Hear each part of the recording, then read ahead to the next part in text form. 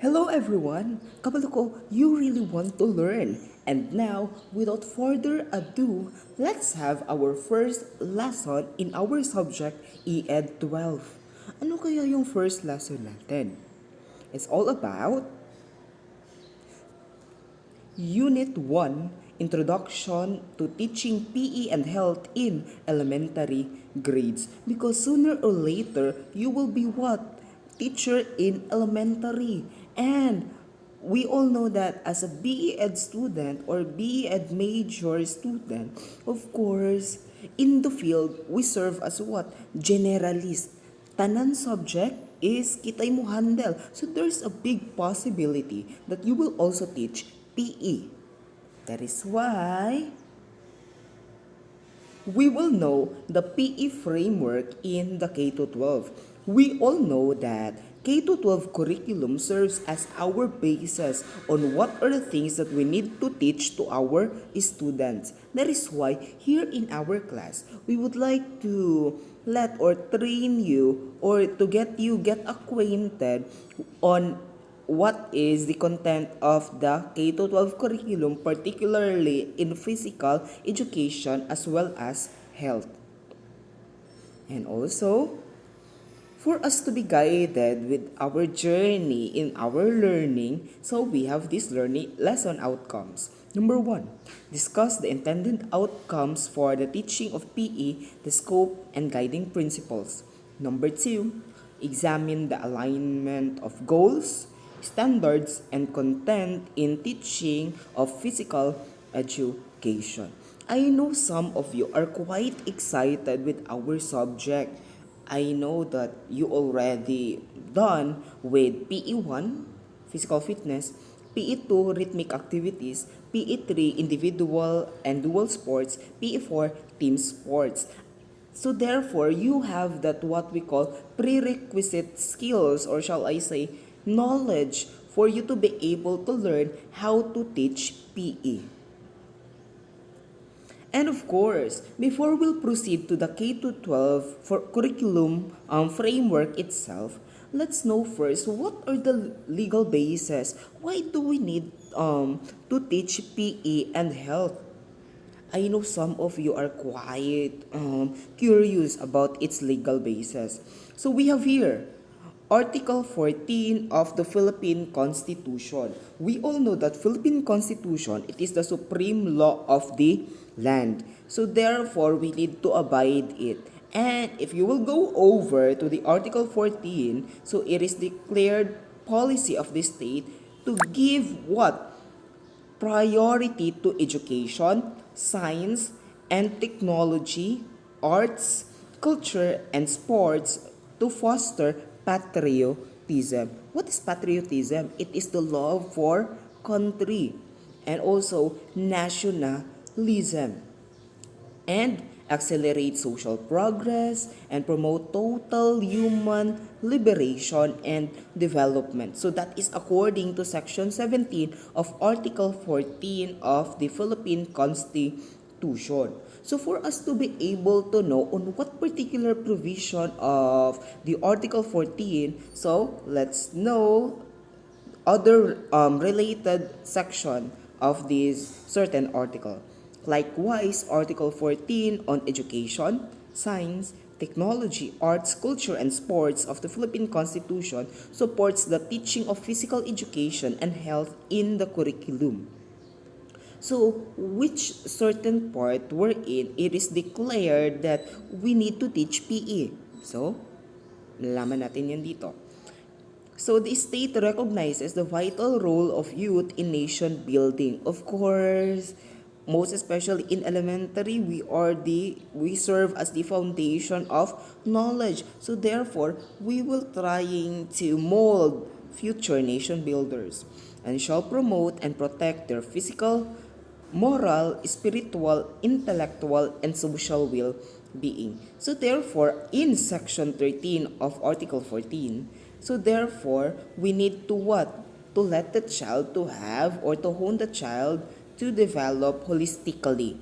That is why part of our lesson plan, we have cognitive, affective, as well as psychomotor. Next, The state shall protect and promote the right to health of people and instill health consciousness among them. That is according to section 15. You know what? Of course, health is wealth. Most especially right now that we are facing this pandemic. Therefore, it is really essential for us elementary teachers to teach our students the proper way to guide them on how to have a good health. And of course, the state shall protect and advance the right of people to balance and healthful ecology in accord with the rhythm and harmony of nature. Always remember that the surroundings influences particularly us human. So part of it is, of course, we need to take care of the what is with our surroundings, for example the nature, because of course we have the common quotation sa DXAK. Ang kinaiyahan mabuhi bisan tao, pero ang tao dili mabuhi kung walay kinaiyahan. And also, the state shall give priority to education, science, technology, arts, culture, and sports to foster patriotism. Okay, yan na yung section 17 na diniscuss natin kanina. And of course, for us to be able to have this human liberation, as mentioned in section 17, we cannot have this one if we are not healthy. That is why it is essential for us to teach the PE as well as health in our students. Okay? So, any question with a legal basis, you may ask it below in our comment section. Okay? And now, without further ado, let's proceed. Okay? So, it is some sort of error. So, and now let's review the curricular philosophy of K-12 PE curriculum. So, I know that you know the format of the curriculum guide. But let's know some excerpts of that curriculum guide for us to be able to get acquainted with PE or physical education. Okay, before that, let me give you some trivia. You know what? The PE as well as health, they do have separate curriculum guide. But now let's focus more on PE, physical education. Fitness and movement education content is the core of the K-12 curriculum. Of course, when it comes to PE, physical education, it doesn't only focus on cognitive, affective, but it gives emphasis more on psychomotor. Lihok-lihok yun siya dapat. It includes value, knowledge, skills, and experience in physical activity participation in order to, number 1, achieve and maintain health-related fitness or HRF. You know what? Therefore, physical education is somehow a prerequisite to health. So therefore, if we will do all those physical activities, therefore, it will really contribute to our health. Number 2, optimize health. In particular, it hopes to instill understand of why HRF is important so that learner can translate HRF knowledge into actions. The self-management is an important skill. So we have here the what we call this one.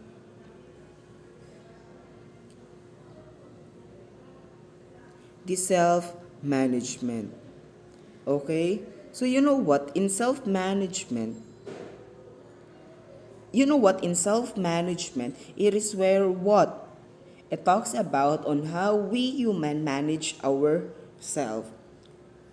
No other person has the control of your life.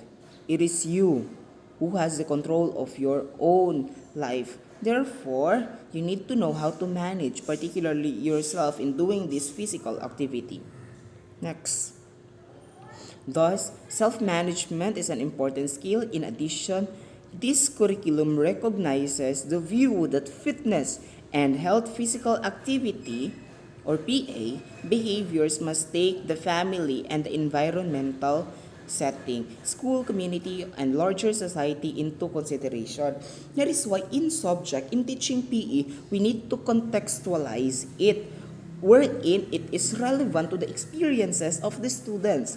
According to the Principles of Learning by Horn and Pine 1990, it is stated there that learning is a consequence of experience, and also learning is the discovery of personal meaning and relevance of ideas. That is why for the students to be able to know or to gain that certain knowledge easily, we need to relate it to their experiences.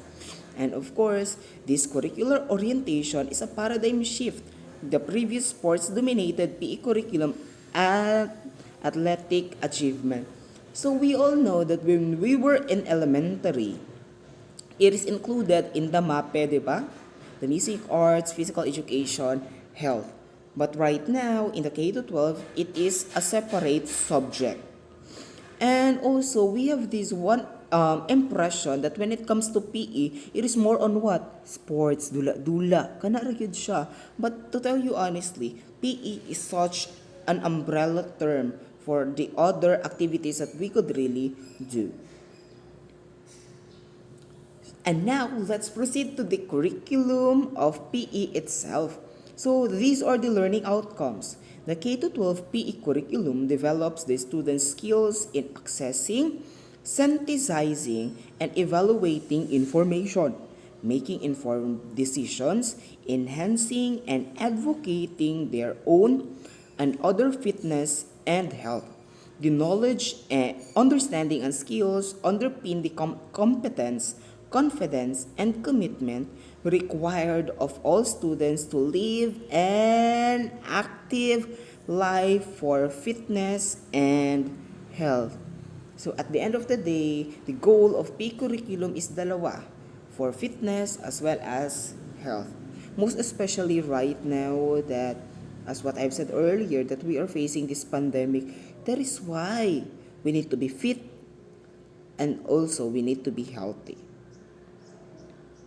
And of course, the K to 12 PE curriculum prioritizes the following standards. So, take note of this one. Number one, habitual physical activity participation. When we talk about habitual, so na-habit na. Therefore, if the students will this what we call the physical activity goes with the life of the students or in a way of life na nila, therefore they could be able to achieve and maintain health enhancing levels of fitness. And of course, number two, competence in movement and motor skills, requisite to various physical activity performances. That is why here in our subject, we need to make use of what? Different motor skills such as locomotor and even non-locomotor. Valuing physical activities. So of course, it doesn't or it is not enough for the students to know how to perform, but also we need to inculcate them values. That is why it focuses more on what?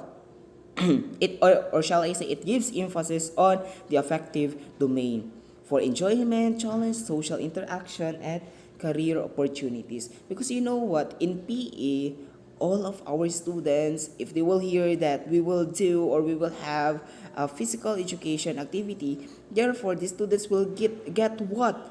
Interested to join in your class. Therefore, there is what? Enjoyment rather. And of course, number four, understanding various movement concepts, principles, and strategies and tactics as they apply to learning of physical activity. So it is not enough to have this psychomotor domain, affective domain, but we also need to teach them cognitive domain. Okay?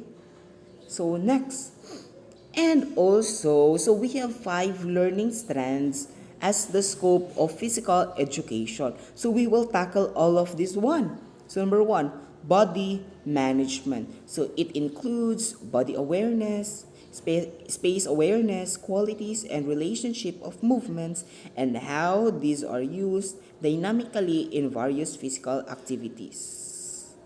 Okay, wait.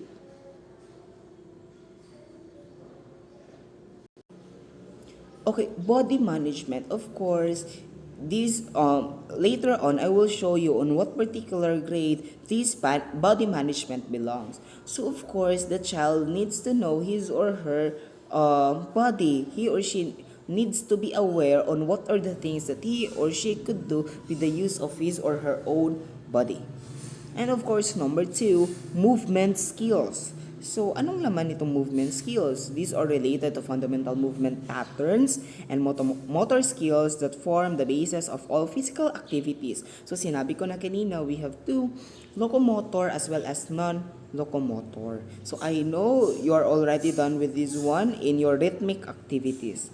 So, number three, games and sports, consisting of simple, lead up, and indigenous games, as well as individual, dual, and team sports in competitive and recreational settings. In elementary, of course, as what I've said earlier, that it is the foundation. That is why we need to let the students to have fun. And part of having fun is to what? Through engaging them to different games. And also sports. Number four, rhythms and dances. It includes what? Rhythmical movement patterns, the promotion and appreciation of Philippine folk dance, indigenous and traditional dances, as well as other dance forms. You know what? In elementary, of course, kapag nalaman nilang si teacher ay magaling sumayaw, therefore, you will be the one who will teach what? Folk dance to your students, most especially during graduation or even recognition. So that is why, as a teacher, you need to be what? Knowledgeable enough with what are the things or what are the basic steps of these said dances. And number five, we have the physical fitness. So physical fitness, it includes assessment through fitness tests and records, interpreting, planning, and implementing appropriate programs that support fitness and health goals. So pasensya na mo medyo banha because I am shooting this one in one of the rooms here in our college, so di gyud mapugan na banha. So well, anyways, so talking about physical fitness, so these are the what? So example exercises, yung mga ginawa ninyo during your PE1, yun. I will teach you on how you are going to conduct physical fitness test. So again, we have five: body management, movement skills, games and sports, rhythms and dances, and of course, physical fitness. Next. So, the standards for teaching in PE. So, as what you can see, it is the learning area standard. The learner demonstrates understanding of the concept of physical fitness and physical activity in achieving, sustaining, and providing an active life for fitness and health. So we have key standards. So as what I have said earlier, that we have five strands. So each strands, of course, they do really have a certain period of level wherein they will be taught. So in body management, so it is from kinder to grade 3. If it is movement skills, so it goes from kinder to 6. Physical fitness, of course, from kinder to grade 6. Games and sports, so from kinder to grade 10. And of course, rhythms and dances, it is from kinder to grade 10. Okay, so let me give you short glimpse of this one. So games and sport, in our curriculum guide, we will only focus on games and not more on sports. But we will also build the sportsmanship of the students, particularly in playing the different games of our country or the Larong Pinoy. And of course, the rhythms and dances, of course, expect that we will discuss the different folk dances of our country. And of course, we also have grade level standards. So I will only focus on the what? On the elementary. Okay, So in grade 1, grade 2, grade 3, so the learner demonstrate understanding of the body and its parts, movement skills, locomotor, non-locomotor, and the like. And of course, in grade 4, grade 5, grade 6, so we are more focused on what? On the active participation of the child. So it is more on exercise, sports, dance, and even recreational activities. Okay, so next. And now, so when we talk about physical education, we have this physical literacy. And now let's compare physical literacy or as well as physical fitness. So, when we talk about physical literacy, it is individuals who are physically literate. When we say literate, they are knowledgeable, more with competence and confidence in a wide variety of physical activities in multiple environments that benefit the healthy development of the whole person. As what I've said earlier, we tend to develop the child holistically. So therefore, we need to be what? Physically literate. Not only us, but also the students. Number 1, physical literacy individuals consistently develop the motivation and the ability to understand, communicate, apply, and analyze different forms of movement. It is not enough for knowing the certain movement, but also you need to know how to apply that one for you to become physical literate or physically literate rather.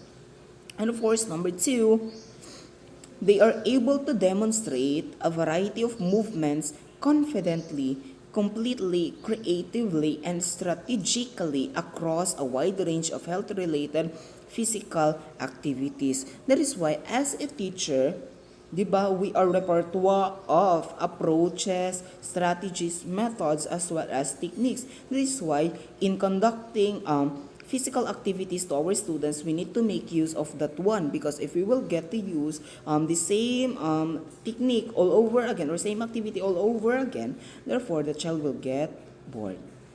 And of course, number 3, these skills enable individuals to make healthy, active choices that are both beneficial to and respectful of the whole self, others, and their environment. That is why, as what I have said, as a teacher, we need to be physically literate for us to really impart knowledge to our students or pupils. Okay, so pasensya kay medyo banhagit siya. Well, anyways, di tamapugnan ana. Okay, and now, let's have the... Okay, gipos lang ko siya kadaliha kay medyo banhagit siya. Okay? So, well, anyway, the fundamental and significant aspects of physical literacy are 1. Everyone can be physically literate as it is appropriate to each individual's endowment. Number 2. Everyone's physical literacy journey is unique. As according to the principles of teaching book, each one of us is unique. And according to existentialism rather, we have our freedom of choice. Therefore, we tend to be what? Aware that we are unique individual. So therefore, number 3, physical literacy is relevant and valuable at all stages and ages of life. So it doesn't mean that in elementary lang, in high school lang, in college lang, but it goes throughout life. The same also with learning. Diba? We have the quotation, learning is a continuous process. Number 5, the disposition is evidenced by a love of being active, born out of the pleasure and satisfaction individuals experience in participation. You know what? Particularly in having this physical education, di ba at the end, we tend to have that feeling of satisfaction. For example, after dancing, di ba, we tend to have that feeling of satisfaction. Oh, makasayo di ko yun, nani. Char. And of course, number 6, a physically literate individual values and takes responsibility for maintaining purposeful physical pursuits and thoughtful throughout the life course. And of course, last is we have charting of progress of an individual's personal journey must be judged against previous achievements and not against any form of national benchmarks. So in short, therefore, we tend to not set standards because, as what I have said earlier, that each one of us is unique. We do really have our own progress, particularly when we talk about in having physical activities or for being fit. That is why we have this quotation: "Tell me and I forget, teach me and I remember, involve me and I learn." That is according to Benjamin Franklin. The same also with teaching PE. It is not enough to just tell them that, okay, so maumi ang PE class, kaniyong tunan. So it is not enough. It is not also enough to teach them. So class, ingon ani ang forma class, ingon na nion. So it is not enough. But of course, we need to involve them by simply applying what they have learned in our class. Always remember that, particularly in teaching PE. So thank you so much for, of course, watching as well as listening. I really do hope that this video will give you or will help you to learn better. Don't worry, I'll be sending a soft copy of what I have discussed earlier. And also, if you have questions, queries, you may leave a comment on the video. And also, for your assessment task, so there will be, actually, tatlo lang yon. But of course, always remember that the longer, the better. Okay? So thank you so much. Bye-bye.